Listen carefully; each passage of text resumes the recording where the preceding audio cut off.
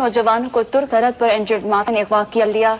अगवाकार नौजवानों पर तशद्दुद करके मुतासरा फैमिली से लाखों रुपए तावान का मुतालबा कर रहे हैं। मुतासरा खानदानों ने हुकूमत से फौरी मदद की अपील की है। मजीद तफसीलात जान। इस किडनैपर ने हमें दोबारा पकड़ के उसी घर के अंदर डाल दिया और रोशनदान के सामने कोई चीज रख कर हमें धमकी देने लगे कि आप लोगों का हशर आपको कल मालूम हो जाएगा,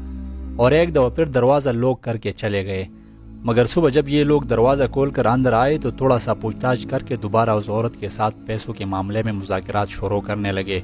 और रात को भागने वाले वाक़े पर हमारे साथ कोई चिढ़ानी नहीं की। मगर शायद इन पर प्रेशर बढ़ गया था और दूसरे दिनों के मुकाबले में आज औरत और उसके एजेंट के साथ मुज़ाकरात कुछ ज़्यादा ज़ोर और शोर से हो रहे थे। मगर शायद दिन के 12 या 1 बजा था कि पहले औरत ने इन किडनैपर को 100 मिलियन ईरानी रियाल देने पर रजामंद हो गई, जो कि पाकिस्तानी 5,70,000 रुपए बनते हैं। और औरत ने अपने एजेंट को कॉल करके इन चोरों के अकाउंट में पैसे डालने की ओके दे दी। और इस तरह औरत की तरफ से इन किडनैपर के अकाउंट में पैसे डालते ही दिन के 1 बजे हमें वहां से गाड़ी में डाल कर निकाला गया। और इस तरह हम इन चोरों के साथ 3 दिन तक यहाँ रहते हुए अब शायद हमें रिहाई मिल रही थी। मगर इस दौरान मैं कार की डिग्गी में अपनी मर्जी से लेट गया और रास्ते में पता नहीं चला कि आया हमको रिहाई मिल रही है या किसी और जगह लेकर जा रहे हैं, क्योंकि मेरे दिल में खदशा था कि मैंने पैसे नहीं दिए हैं और इन लोगों ने मुझ पर जुल्म के पहाड़ तोड़कर मुझसे कोई सबूत निकालने में कामयाब नहीं हुए थे। मगर फिर भी दिल में शक था कि इनका कोई भरोसा नहीं। और आखिरकार 20 मिनट के बाद गाड़ी जाकर एक जगह रुक गई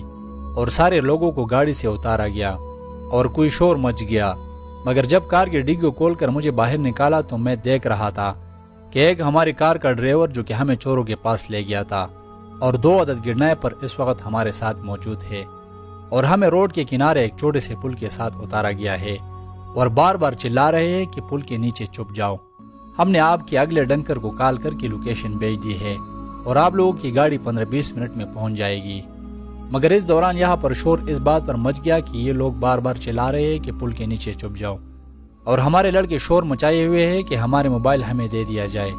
और ये किडनैपर लोग यहाँ इसलिए खड़े हैं कि इस मोटे पारसीमान अफगानी लड़के ने हमारे ड्राइवर की गाड़ी से चाबी निकालकर अपनी जेब में डाली है और वो 2 चोर दूसरे गाड़ी में बैठकर भाग गए। और यहाँ पर इन अफगानी लड़कों ने उस ड्राइवर को मार मार के पूरा हशर कर दिया।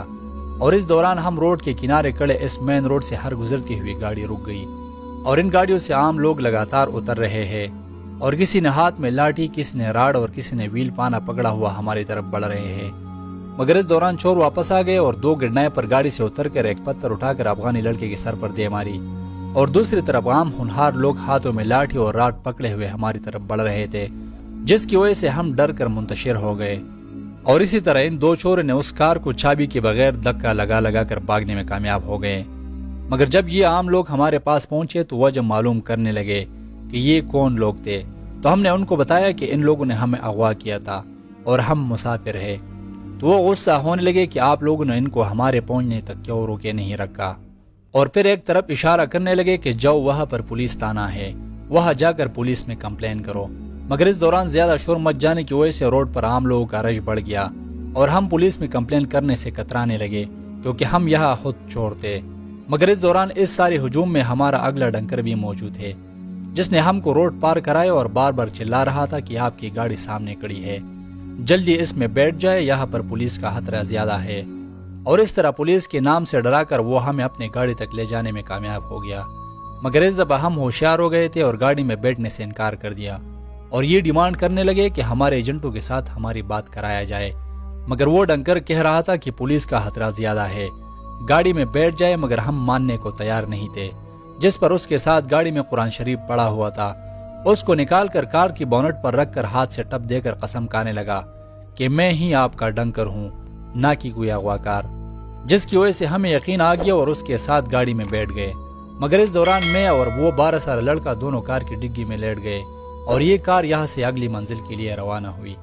मगर कार की डिग्गी में लेटते हुए हमें महसूस हो रहा था कि गाड़ी लगातार ऊंचाई की तरफ चढ़ रहा है और चलती हुई हवा का जायका भी लगातार तब्दील हो रहा था, जिसकी वजह से हमें ठंड महसूस होने लगी। मगर नींद के गलबे की वजह से थोड़ी देर के लिए सो भी गए, मगर कार एक जगह रुकने की वजह से दोबारा जाग गए। और इसी तरह शाम हो के अंधेरा छा गया कि हमारी गाड़ी माँ को पहुंच गई और इस गाड़ी में हम मुख्तलिफ एजेंटों के लड़के सवार थे और गाड़ी जगह जगह रोक कर लड़के उतार रहे थे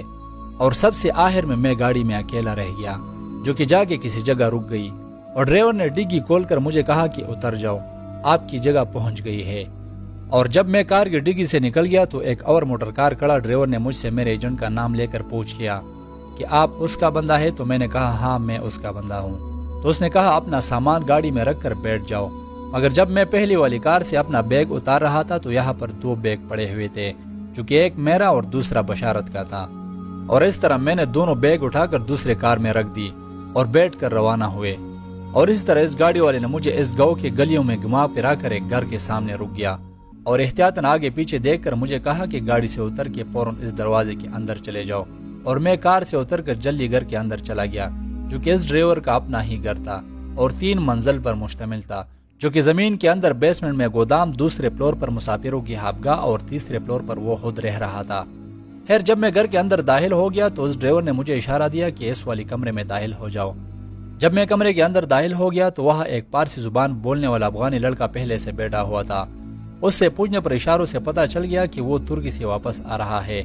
اور ترکی میں 2 سال گزارتے ہوئے اب افغانستان میں طالبان کے بخشر اقدار آنے سے اپنے بہنوں اور ماں کی سیکورٹی کے لیے افغانستان واپس جا رہا ہے۔ اور اس طرح کچھ دیر بعد مالک مکان کی طرف سے ہمارے لیے کھانا لایا گیا،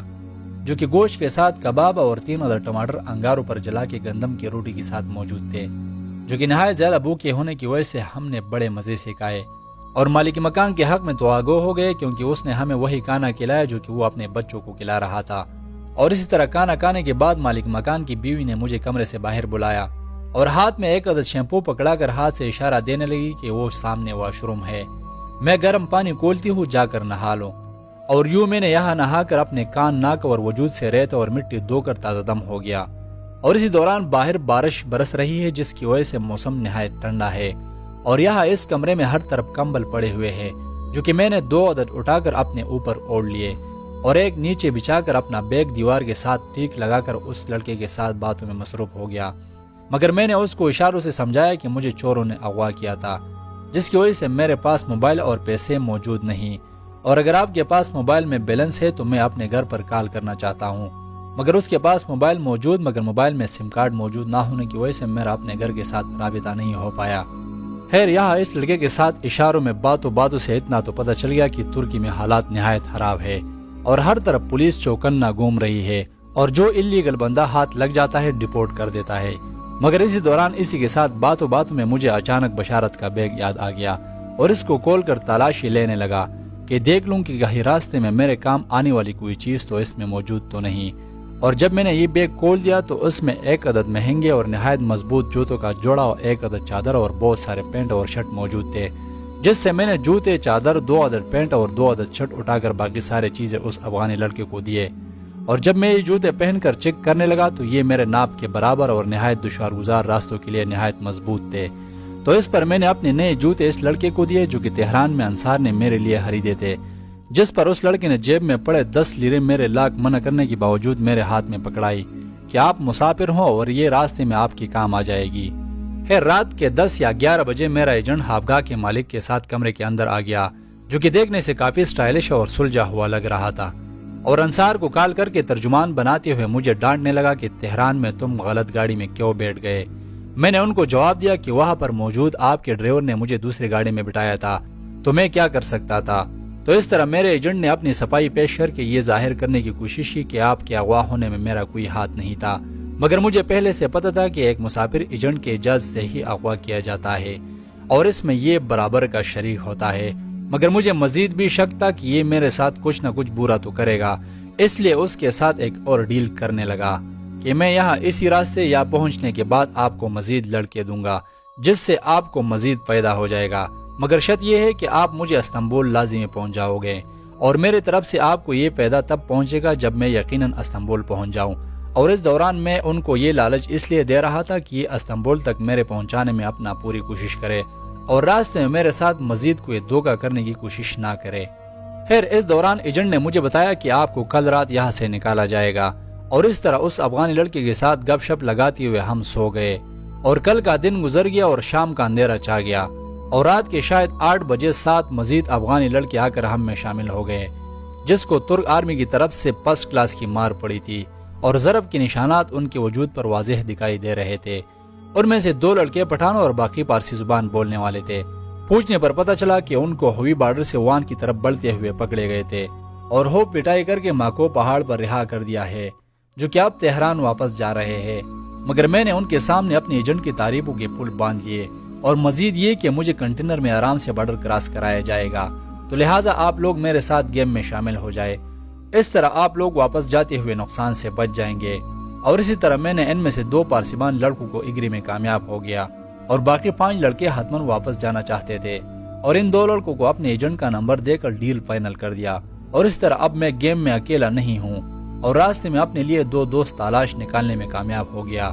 یہاں کچھ دیر بعد گھر کا مالک آ گیا اور کہا کہ اپنا بیگ اور تمام باقی سامان یہاں چھوڑو اور صرف ضرورت کا سامان اپنے ساتھ اٹھاؤ، کیونکہ کنٹینر میں چلتے وقت آپ سے سارا سامان لے لیا جائے گا۔ اور باہر بازار نکل کر تھوڑی دیر واپس آیا اور مجھے 1 لیٹر پانی اور 2 عدد بسکٹ ہاتھ میں پکڑائے کہ یہ راستے کے لیے آپ کا کھانا ہے، اور کہا کہ تیار ہو کے بیٹھ جائے، تھوڑی دیر میں آپ کو یہاں سے آگے کے لیے اٹھایا جائے گا۔ اس دوران میں نے بشارت کی جوتے اور 3 پینٹ اور 4 شرٹ پہن لیے اور بشارت کے بیگ سے ملا رومال نما چادر بھی اپنے ساتھ لے لیا، کیونکہ سرفراز نے مجھے سمجھایا تھا کہ ایک تو کنٹینر گندا اور دوسرا یہ کہ راستے میں ٹرن ہوتا ہے، کیونکہ کنٹینر میں آپ لوڈ ہونے کے بعد یہ کڑا رہتا ہے اور بارڈر پار کرتے وقت انٹری میں لگ بھگ ٹوٹل 22 سے 23 گھنٹے لگ جاتے ہیں۔ خیر میں نے اپنا تمام سامان یہیں پر چھوڑ کر تیار ہو کے باہر گاڑی میں جا کے بیٹھ گیا، جو کہ ایجنٹ کی طرف سے بھیجا گیا تھا، اور باقی 2 افغانی لڑکے رہ گئے، کیونکہ ایجنٹ کو اب تک ان لڑکوں نے اوکے نہیں رکھا تھا، اس لیے ان کو کل یہاں سے اٹھایا جائے گا۔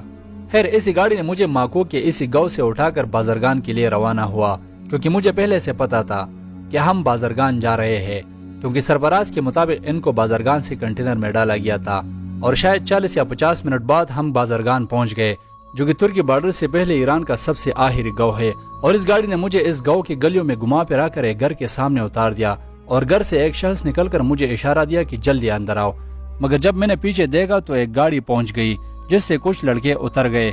گھر کا مالک جو کہ 30 سال کا لڑکا تھا، اس نے مجھے گھر کے اندر لے جا کر ایک بڑے ہال سے گزار کر دیوار میں ایک تصویر لگا ہوا تھا وہ ہٹا کر اس کے پیچھے ایک چھوٹی سی کھڑکی کے ذریعے اندر ایک بڑے کمرے میں داخل کرا دیا۔ یہاں ارد گرد دیکھنے سے معلوم ہوا کہ اس کمرے کا کوئی دروازہ نہیں، اور یہ کمرہ صرف اور صرف لڑکوں کی اسمگلنگ کے لیے استعمال ہوتا ہے۔ خیر 10-15 منٹ بعد اسی کھڑکی کے ذریعے مزید 8 لڑکے اندر داخل کرائے گئے، جو کہ میرے پیچھے گاڑی سے اتر گئے تھے، مگر اس کے ساتھ باتیں کرتے ہوئے پتہ چلا کہ اس گھر میں مزید لڑکے بھی موجود ہیں، جو کہ ہال کے نیچے بیسمنٹ میں رکھے گئے ہیں، اور مزید یہ کہ یہ لوگ ابھی ماکو پہاڑ پر آرمی سے مار کھاتے ہوئے واپس لوٹ آئے۔